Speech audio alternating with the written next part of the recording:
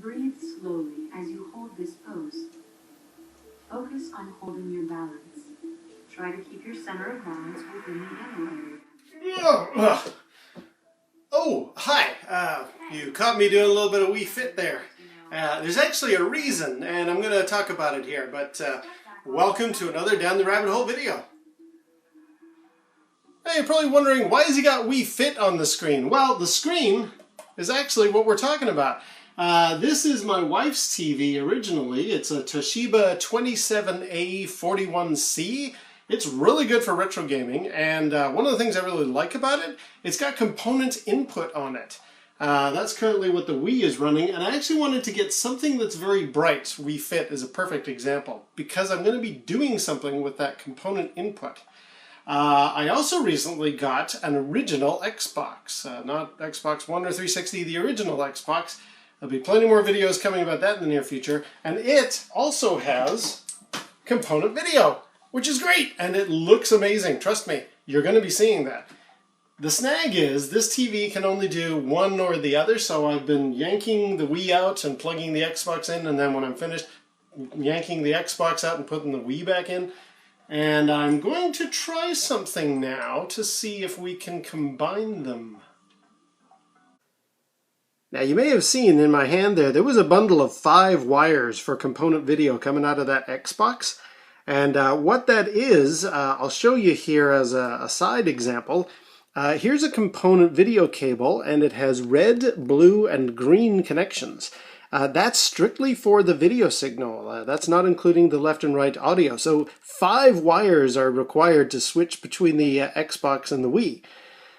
What I plan to do with this cable is hook it up to a thing a friend of mine gave me. I was asking him what recommendations he has for a splitter, or, you know, a way of going from sort of an A-B selection, Wii and then Xbox. He gave me this thing. This will allow me to have 4 different sources in, and then that out to the TV, and you just flick the switch. He really, really likes this. The only downside is, I said, yeah, but these are only for standard composite signal, like you've got your yellow and then your left and right. What am I going to do for this component, which has the blue and the green? He suggested, well, why don't you plug your red, blue, and green into here for the Xbox, and then your red, blue, and green for the Wii in here. Plug those into the television there, and that way you can do your video switching, and then just get a separate thing for the audio channels. I thought, well, it's a couple of extra steps, but he really liked this switcher, and I thought, okay, let's give that a whirl. So I also went out and got another video switcher, much like that one. I don't know if this is any good, but you know what? I'm only going to hook up the left and right channel for the for the Xbox, and then the left and right channel for the Wii, and then just select that. So basically, if I want to play the Wii, I'll switch it to, or the Xbox, let's say, I'm going to switch it over here and hit that button, and then that'll be video and audio. And then if I want to play the Wii, I'll flip it over to there and hit that button, and it'll be the Wii video and audio. I don't know if this is going to be any good, but I figure let's give it a try. And again, I chose Wii Fit because it's a very bright scene. I find anything that isn't going to look very good, like rolling bars and stuff, either on very bright scenes or very dark scenes, that's going to be noticeable. So let's try this out. Okay, here's the back of the TV. Now, these are the connections for the Wii. That's that green, blue, and red for video. I'm going to yank those out, and I'm going to put in that extension cable, the one that's in that packaging. Okay, I got my connector here. Let's take out the Wii.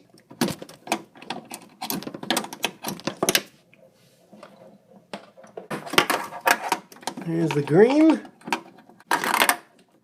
There's the blue. And finally the red.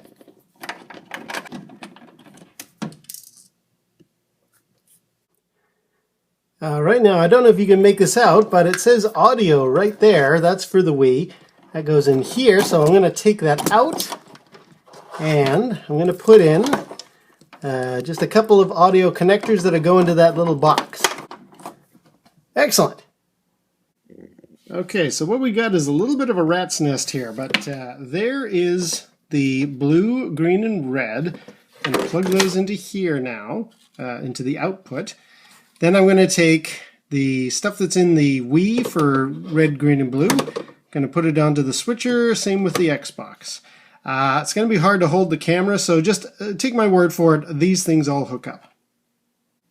There we go, through the magic of editing, I've now got the video portion of the Wii here, the video portion of the Xbox there, out to the TV there. Now, I've just got to hook up audio. Alright, I thought I'd move my light source. So, that's the audio now hooked up as well.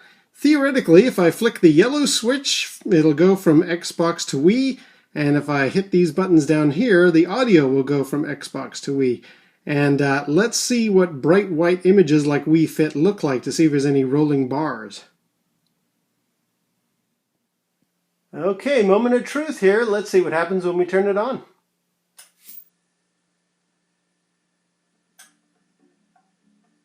We have audio and we have video. And I don't know if you can really tell, but it doesn't look that bad. I don't see any kind of... There's no rolling bars, there's no problem.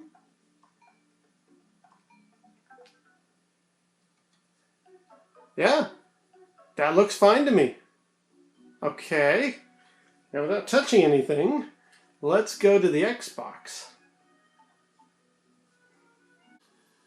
Here goes the video.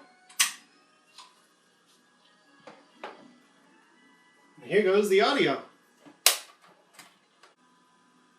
Okay, Xbox is looking good. We've got video. There's no rolling bars, at least none yet, and the sound does work. You can tell I obviously turned the music off. Let's have a game here.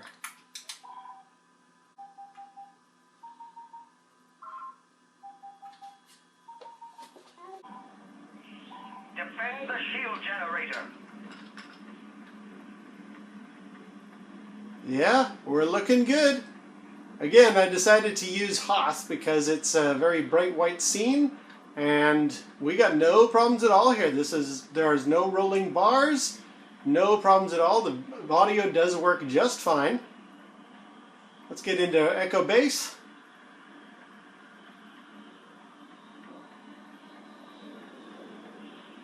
Yeah, nice and sharp, no problems at all. So there we go.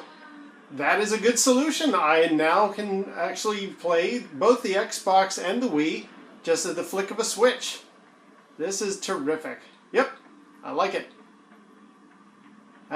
There's going to be a little bit of a further development with this, but for now, let's just enjoy the fact that I can play both the Xbox and the Wii at a flick of a switch with no problems.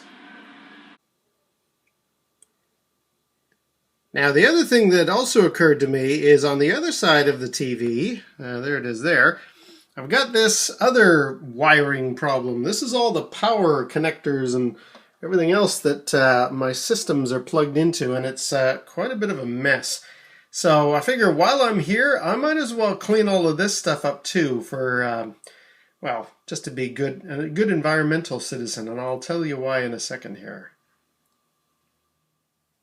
Okay, this is the final version. Now I've actually just plugged all of those connectors and power adapters and wool warts and the whole 9 yards onto a power bar. And why is that more environmentally friendly? Well, it's something I've been meaning to do for a while. All consoles and this television all have kind of a standby power that they suck. And weeks have gone by without me playing these systems. So I've always felt bad that the different consoles in that are actually sucking power when I'm not really using them. So now I can actually turn them all on and off with a switch. So while I'm gaming, I will turn on that power bar and access the Wii, the Genesis, the Atari, the Super Nintendo, you name it, I can get, and the Xbox. I can get them all. And when I'm done, then I'll just quickly turn off the power bar. And that way, it's better for the environment. One thing worth noting, and this is where I'll kind of finish the video off, there are still 1 or 2 spots on that power bar that I could stick, I don't know, another item, maybe another console. Now that I've got this video switcher sorted out, It does leave the spaces available for another console to find a home here. We'll just see what happens. Anyway, on that note, we'll see you down the rabbit hole.